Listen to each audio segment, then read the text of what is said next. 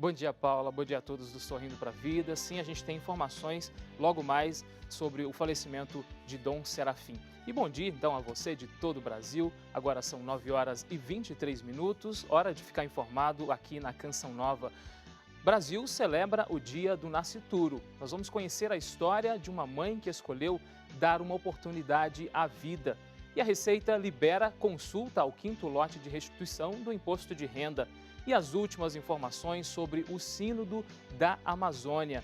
Estes são os nossos destaques e o Canção Nova Notícias, edição da manhã, está começando.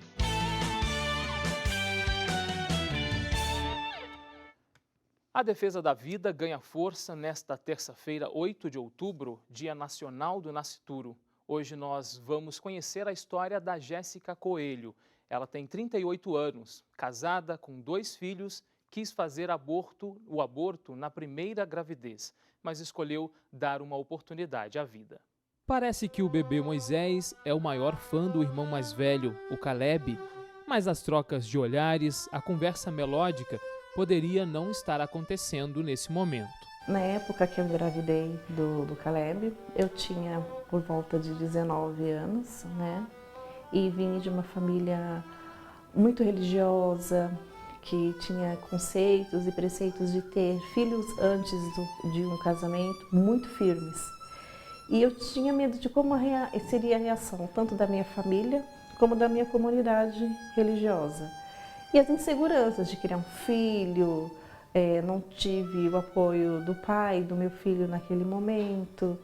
Então, todas as alternativas era realmente um aborto, porque seria uma maneira mais fácil. Jéssica resolveu encarar, abriu o coração à família, mas enfrentou a rejeição, o choque social, por pouco tempo. Quando o Caleb nasceu, assim, é um arco-íris de esperança, né? O Caleb trouxe esperança para a nossa família, e alegria, e aconchego para um lar, né? A criança tem esse poder maravilhoso, né? Eu não vou dizer que é tudo fácil, né? Que foi tudo fácil, 17 anos de pura alegria. Foram noites sem dormir, foram tombos, hospitais, e injeções, e alegrias e tristezas, né? A gente, como mãe, erra e acerta, mas é uma primavera. Direito à vida respeitado, respeitado com sucesso. Sucesso e gratidão. Obrigado por não ter me deixado na mão, e eu prometo nunca te deixar na mão. História bonita, né? A gente mostra mais no Canção Nova Notícias, edição da noite, viu? A gente continua falando agora sobre o valor da vida, o valor à vida. Em São Paulo, um grupo de pessoas realiza em frente a um hospital público a vigília 40 dias pela vida. É uma iniciativa mundial pelo fim do aborto. A praça no centro de São Paulo tem o nome de uma brasileira defensora da vida, Pérola Baiton. Do outro lado funciona o Hospital Referência em Saúde da Mulher. Ele é um dos hospitais públicos que praticam o aborto nos casos previstos em lei. Para sensibilizar mães em desespero e profissionais da saúde a repensarem a prática do aborto, este grupo reza sem parar. A ação teve início em 25 de setembro e segue até 3 de novembro. Este gesto está acontecendo simultaneamente em 855 cidades de 61 países. Aqui em São Paulo, a vigília pelo fim do aborto acontece das 8 da manhã às 8 da noite. Qualquer pessoa pode participar. O nosso desejo é que as orações convertam os médicos, diretoria, enfermeiras e funcionários que parem de praticar essa atrocidade que é o aborto, mesmo em caso de estupro. Joelhos no chão, criança no colo, terço nas mãos. É a primeira vez que Pamela participa da iniciativa. É uma causa que a gente defende desde o nosso início no catolicismo, a abertura à vida. Então, acho até importante trazer as crianças no sentido de que são eles, né, que não existiriam caso tivessem sido abortados. Como eu não consigo agir diretamente sobre as mães que pensam em abortar, eu penso que a oração é o melhor caminho. Dona Terezinha estava indo ao banco, mas resolveu se juntar ao grupo. Ó, eu tenho 12 filhos, 27 netos. É muito triste, né? Tirar a vida do inocente, né? E assim, estima-se que 1 milhão de voluntários participam da ação ao redor do mundo. Os organizadores calculam que as campanhas permitiram salvar quase 15 mil crianças, reprodução de bebês com 10 semanas, terço do nascituro e faixas com frases de impacto. São alguns símbolos da luta pela vida, mas a principal ferramenta é a oração. Jesus, protegei e salvai os não nascidos, livrai-nos da maldição do aborto no Brasil e no mundo inteiro. Amém. Então, no dia do nascituro, juntos pela vida. Olha, já está disponível para a consulta o 5º lote da restituição do imposto de renda pessoa física. O pagamento para os mais de 2.700.000 contribuintes será realizado no dia 15 de outubro, totalizando R$3.500.000. Para saber se teve restituição liberada, o contribuinte deve acessar a página da Receita na internet ou ligar para o Receitafone no número 146. Faleceu nesta terça-feira o arcebispo emérito de Belo Horizonte, Dom Serafim Fernandes de Araújo. Aos 95 anos, a causa da morte ainda não foi divulgada. Dom Serafim foi o 3º arcebispo da capital mineira. O horário e o local do funeral do arcebispo ainda serão definidos. A seguir, Diário Oficial publica lista com os nomes e locais de trabalho do Mais Médicos. A gente vai para um breve intervalo com as imagens ao vivo de São Paulo. Hoje a mínima é de 16 e a máxima de 21 graus, aqui na capital paulista.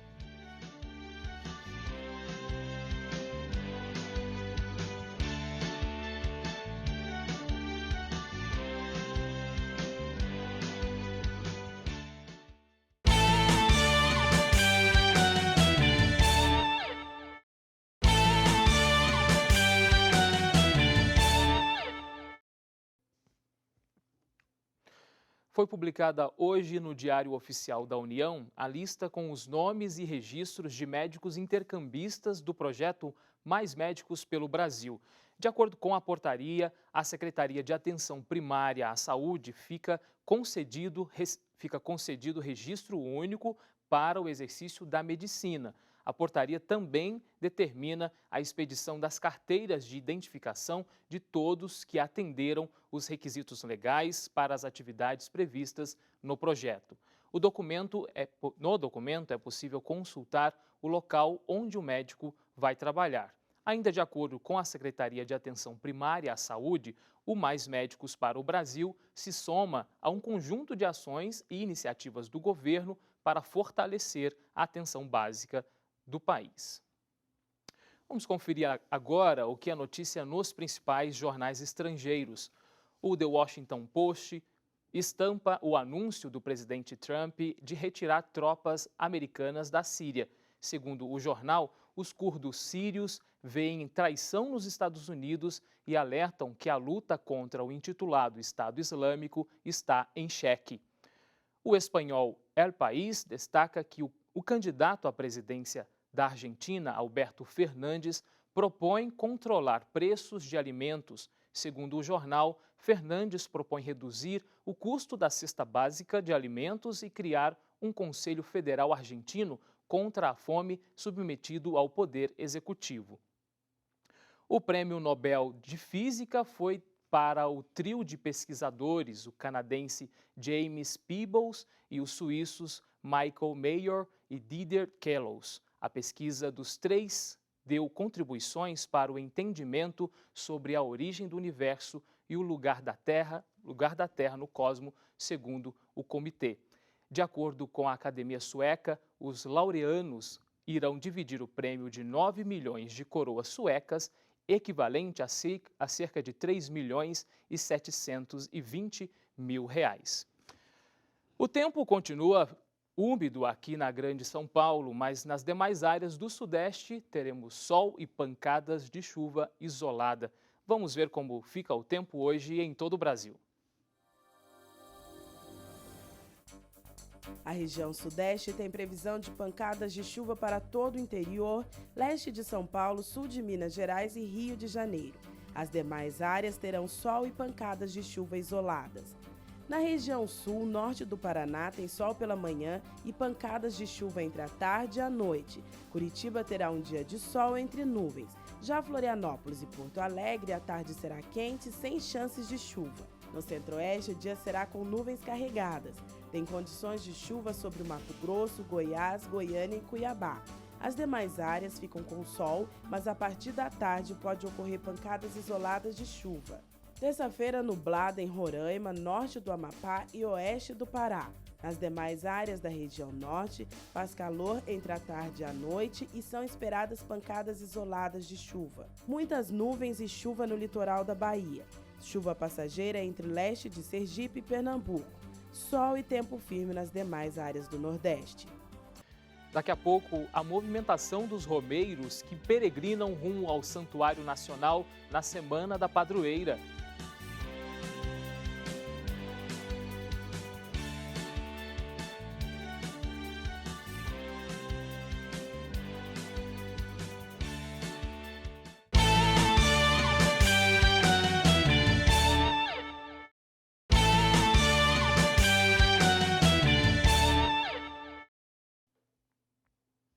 Estamos de volta. Hoje, em Roma, os trabalhos do Sínodo para a Amazônia começaram com uma reflexão proposta pelo arcebispo de Belém, Dom Alberto Taveira.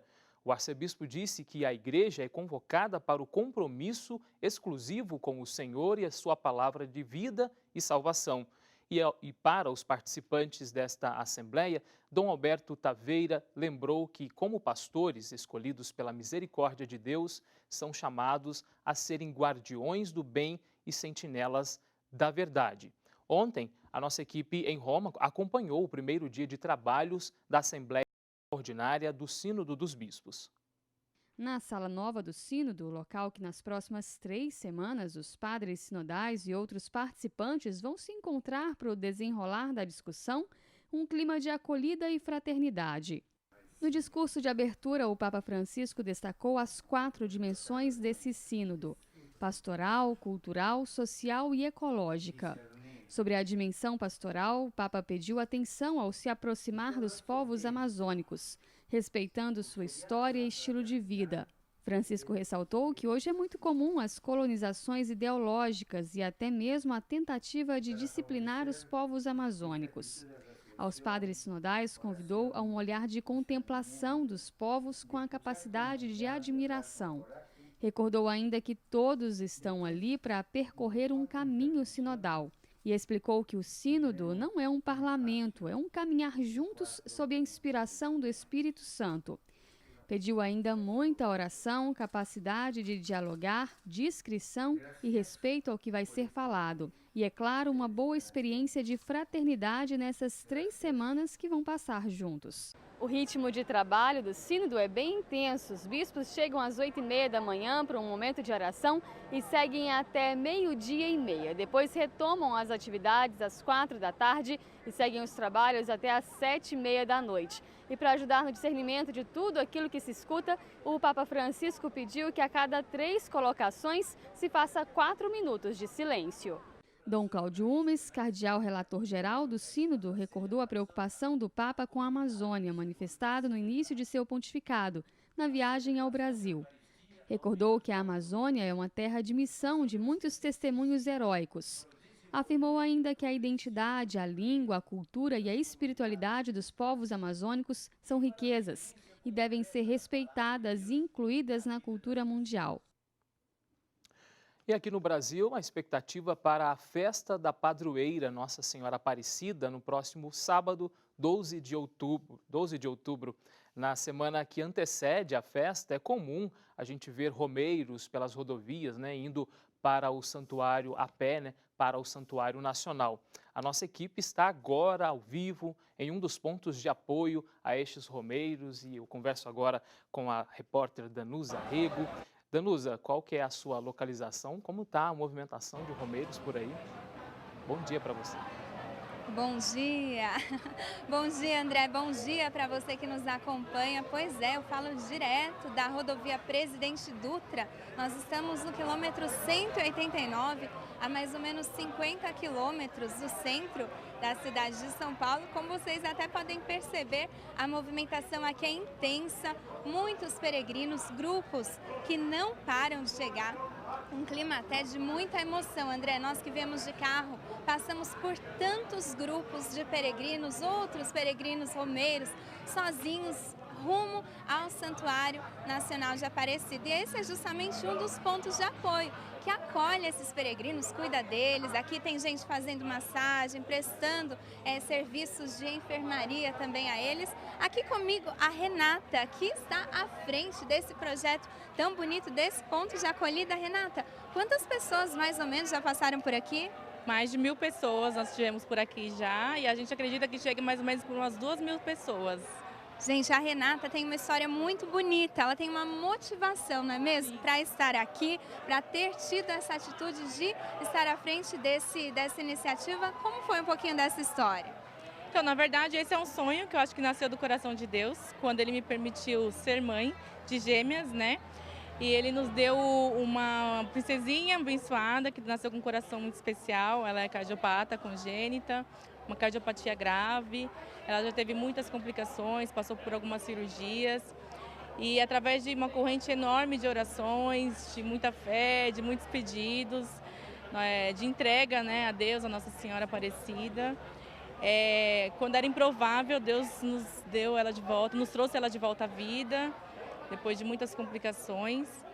E esse sonho veio assim, né, eu e meu esposo, depois de recebermos tantos milagres, né, depois de nós perdermos a nossa filha e ganharmos ela de novo, Deus trazer ela de novamente à vida, nós resolvemos fazer a romaria em agradecimento. Nós viemos de casa também até o Santuário de Aparecida, fomos muito bem acolhidos nos postos de apoio que já existem.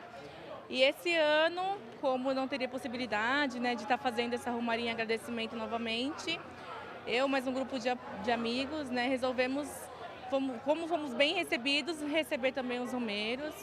E a gente criou esse movimento aqui com o intuito de dar um auxílio que a gente um dia recebeu, né, mais uma forma de agradecimento novamente aos romeiros. E a gente espera que a gente possa dar um pouquinho de carinho, confortar, né, um pouquinho eles nessa caminhada, são dias de caminhada, então a gente espera dar um pouquinho do que a gente recebeu nesse movimento.